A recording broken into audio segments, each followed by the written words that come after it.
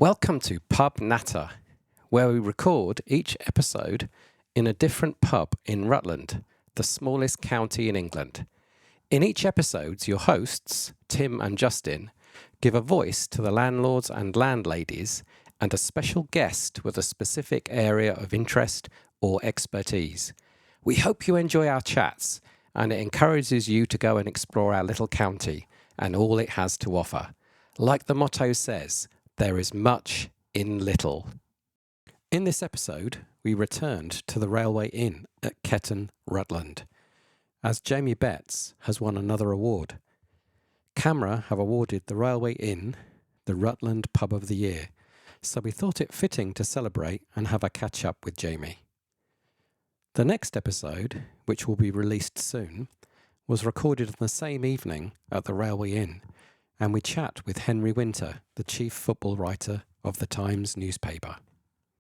When rain stops play, it's time for some pub natter. So we're recording. We are. Yep. Oh dear. Okay.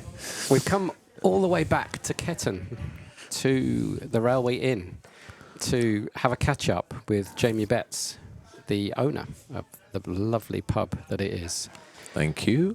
So what's been happening since November? Since Was it November. Yeah. Crikey. How life comes round very quickly, doesn't it? Since November, Christmas obviously came and went. And we've just continued with our path of trying to improve where possible. As you can see, there's 2 log burners that have only been We're sat, instated.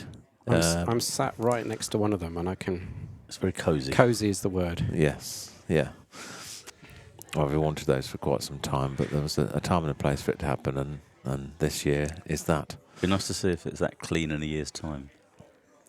They're called Clearview stoves, so I'm adamant that they will be. And a tiny little wood pile underneath. Very impressive. Mm-hmm. I should imagine this time of year it'd be nice, like in the evenings. Yeah, it's Come lovely. along. People have been so very complimentary about them, which is great because this was predominantly the coldest room in the pub. So we are just working away. The carpet's going to be coming up soon, and we're having a wooden floor to make it more rustic looking. Keep it in keeping with the rest of the pub. It'd be interesting to see what's underneath. It's just concrete, actually. Is it? Yeah, whether that makes it cold or not, I don't know. But the wood will make it warmer. Yeah, it'd be nice. And then make it feel warmer. Yeah. Apart from that, we've just been cracking on, but we did have some very nice welcomed news last Thursday. I don't know if you heard. well, go on, tell everybody. We've just won Pub of the Year again for Rutland. Congratulations. Congratulations. So that's CAMRA's Pub of the Year. CAMRA's Pub of the Year, yes. So that's huge. Didn't expect it. I don't know why. You don't just expect to win these things as often as we have done. So I should explain to the listeners that I think it's how many pubs go into the final? Is it monthly? No, there's 4 seasons. Yeah, so that's 4 pubs. So you're in contention with 4 seasonal winners. Yes, that's right. You have to win Pub of the Season to stand a chance of winning Pub of the Year. So it would have been one of the 4. And it was announced last Thursday, and we were told that we won it again. So Which season did you win? we won the summer season, I think it was. Yeah, I can I imagine. might be wrong about that. I'm not sure. There's a certificate in the entrance to the pub. Have you got your new certificate? Has it been? No. Rich from CAMRA said that they will be in touch very soon for presentation evening, which we welcome. That's fantastic. And Do you have to enter it, or if do CAMRA just decide that you're going to be awarded the thing whether you like it or not? CAMRA, yeah, they do. Basically, you're in.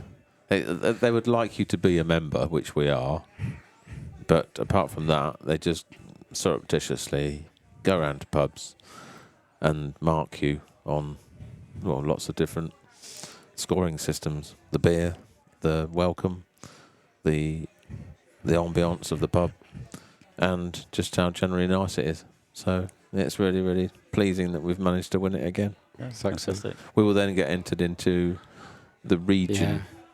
which is what happened 2 years ago, and we actually won that. So we won it for Rutland, Leicestershire, and Northamptonshire, and there was 1,400 pubs in that region, and unbelievably, we won that. And presumably you then go into the national. Yeah, I think it goes into. It then goes into sort of segments off, and you're probably in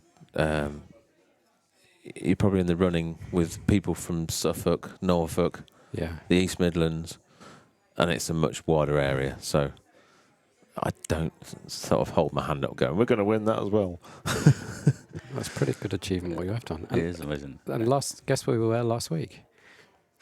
In the runners-up pub. You were at the Wheatsheaf. Yeah. And how was that?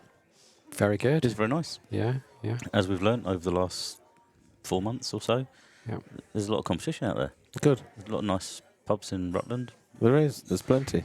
I have to say that I wasn't a fan of Everard's beers, Mm-hmm. but this is mostly due to my experiences at Leicester Tigers, where they have nothing else apart from Everard's beers. And the ale that they do there tastes nothing like the ale that they serve in the Wheatsheaf in Oakham. So my faith has been restored. Good, because I'll need to go and frequent it and say hello to them and see how it is. They've also got ciders and they Perry's. have a guest ale as well. Mm-hmm. So yeah. I So that was great. You win. So I presume the next pub that we're going to go to, that we select randomly, is going to be another winner because we seem to be on a roll. So let's talk about the beers that we're drinking now. This is a really nice ale, by the way. You're drinking Loop Daddy from Neen Valley Brewery, which is 3.8 session. Very nice, very clear, fully fined. Yeah. I'm drinking Golden Glow, which is from the Black Country. We're very lucky to get that, and the only reason we do get it is because one of our local villagers goes to Wolverhampton. He's a Wolves supporter, and he actually goes, when he goes to see the games, that's when he's able to pick up barrels. And we've had XB on from them. That ran out tonight, and we've now got Golden Glow on. The other two ales, you've got Timothy Taylor and 1050. Do you reckon he could get Noddy Holder for us as a guest? Well, he could try. but isn't it great that your clients wander off into various parts of the country and bring you back Oh, it's barrels fantastic. from there? It's what makes the community, because the list seems to be growing now. Seb recently went to Barsham Brewery in Norfolk and did the same thing. Chris Mainstone goes to Harvey's, to Lewis, and brings back Harvey's bitter.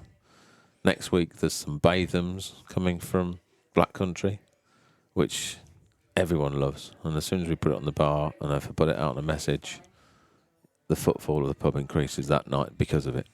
Wow. So, yeah, it's wonderful. That's called Bathams. Bathams. Bathams. We'll have to- Daniel Bathams. That's another. They've got about 12 or 13 pubs in the Stourbridge area, and they generally only brew for their own pubs. But because, again, we're lucky that John McAvoy works for them in the village, he goes when he goes over there and brings back 1 or 2 barrels back. It's brilliant. So what's- I might try and persuade the current Mrs. Perry to move to Ketton, you know. yeah, I should. It sounds like a it's bizarre that nice place to be. we seem to be spending a lot of time here because we were at the Baker's Dozen Brewery recently as well. Another fantastic brewery. Yeah. And I'll we're be very back lucky to there. have Dean and Jill in the village.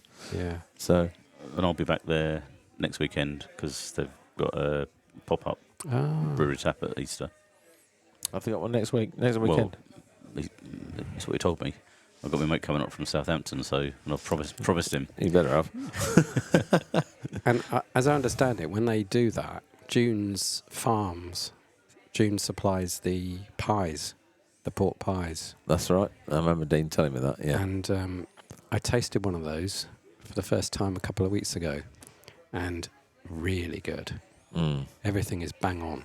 I'll have to get someone to send someone up there and bring me one back. Yeah. Well, you can go get them on Oakham Market. She's there on, I think it's Wednesdays, isn't it? The market day. She's got a stall there. All right, Wednesday's a good day for me to go. So yeah, really good. I mean, how far is the brewery from here? 10 minutes walk? 20 minutes walk? 10-minute walk tops. Oh, guess I'll bring my mate here as well then. Two birds with one stone. oh dear. I think the two complement each other, to be honest. I think people that have a following for Dean's beer go to Dean, and then people might come here afterwards, or vice versa. So, Cool. it's good. So what about the food situation? Still no food. Still no food, and to be honest, no intention. Okay. And chips on a Monday. Chips on a Monday. Fish and chips. Fish and threatening to chips do on a that, don't we? Monday. It's easy. We look after people. It's a 30-year-old tradition, but we're never going to do food. It's not. We might do the odd pop-up event, like we've taken the sort of the tent, if you like, down platform 1. The wind got to it this year. It was quite tired, so we took that down for the summer, so that we've got our courtyard garden back again. So we might have a night where we get a Mauritian lady got in touch with us, and she wanted to do a Mauritian night out there, Wow. and that would work quite nicely.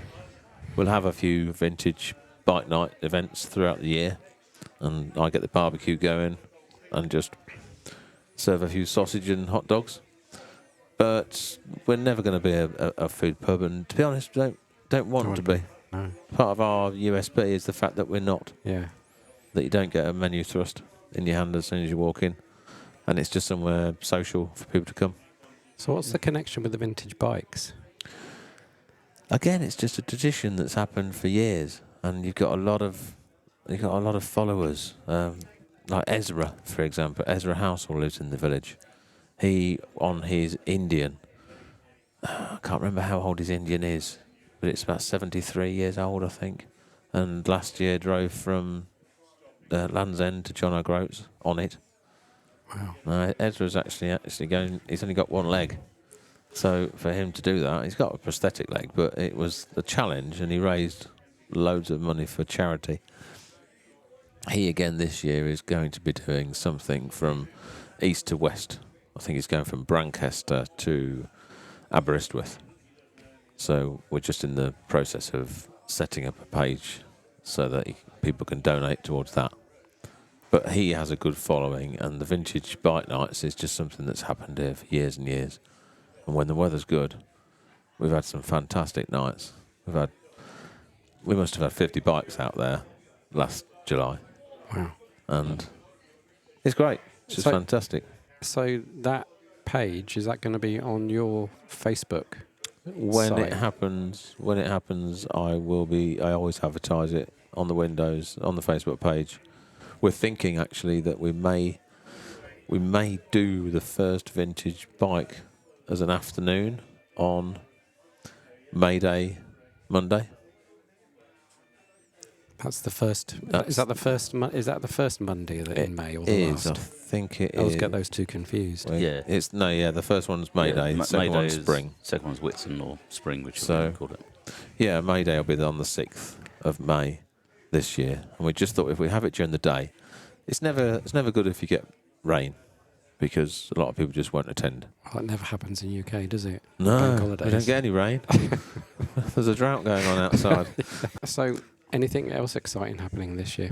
Lots in the respect of the fact that there'll be the Euros in June. Oh yeah. And that could be, as I think Henry might mention to you later, that could be very big, especially if England do well, which a lot of people think they will. So from the pub's point of view, then it's something to keep an eye on, because England would go slightly potty if England actually got to the final and won. But we'll see. We always think that, don't we? Well, we saw them get to the final and lose, didn't we? Yeah, we were there. You were actually there, were you? Yeah. Yeah, 21. Mm. Yeah. Not not the happiest day of my life. No. Not because of the football, because of the way people behaved. Yeah. I can imagine. That's another story. We've had the Six Nations. That was good to a degree. We had Paddy's Day last Sunday, and Oh, that yeah. was absolutely phenomenal. We had the Sugarons group play for us here, and the weather turned dry Sunday afternoon, which was absolutely perfect because it was a mild day. The pub was heaving. There was people out the front. There was people out the back. And I think we'd probably sold more Guinness than we ever have done in one particular day. So it was a fantastic day. Apparently, we were chatting to Peter Atkinson from the grain store. Yeah. And he says that Rutland sells more Guinness than any other part of England for some reason. It's definitely on the increase. It's Yeah. definitely more popular than it has been of recent years. Yeah. It's a very steady drink, isn't it? Yeah. I should be drinking it on Saturday. I'll be in Belfast. Oh, lovely. So we got the Euros. Anything coming up after that? Well, before that, we'll have live music. Oh. We've got the Angel of the North. They're revisiting us soon. Where do they play? In the bar through there, by the way the television is. Okay. I'll show you some video footage. It must be a bit of a squeeze. It's comfortable. You certainly wouldn't. It's cosy. You certainly wouldn't want old-time sailors in here. Oh, there's plenty of them. But no, I mean, the pub just gets very busy and very full, but it's a great atmosphere. And they've played with us before, Gary Rice and his band, and they were brilliant. They absolutely rocked the place. So we'll the dates have been put out there. We're just waiting for them to confirm as to which one it's going to be. Apart from that, we'll have more live music and vintage bike nights and other things that happen naturally in the year. Do you Brilliant. reckon you could get Sue to drive? It's not a bad idea. Bring us over. Yeah. I think I might have to consider that. So, I was with a gentleman the other day, and he got his wife to pick them up, and her name was Sue. He calls it a Suba rather than an Uber. He calls it a Suba. Well, I've got a Juba. But Great certainly idea. when we come up and here next week, she's not Jubering. We're going to have to pay for a bloody taxi. Mm. oh dear, that's funny. Anyway, so I think we should make this a regular thing. Come Why back for a catch up at the Railway Inn. There's always things Yeah. happening. There's always things going on. There's always things Well, happening. one thing I can guarantee for anybody that's listening, to both our listeners, as Justin says, is that the beer is going to be good, and the chances are there'll be something different Well, when you come along. converted me. I actually didn't even ask what lagers were on tonight. Good. So I'm a few steps further along my journey. There you go. Hallelujah. we are winning the fight. So on that happy note, thank you very much again for inviting us. and for your Absolute time. pleasure. Look forward and to for the seeing you beer. next time. Okay. Thank you, gents. Cheers.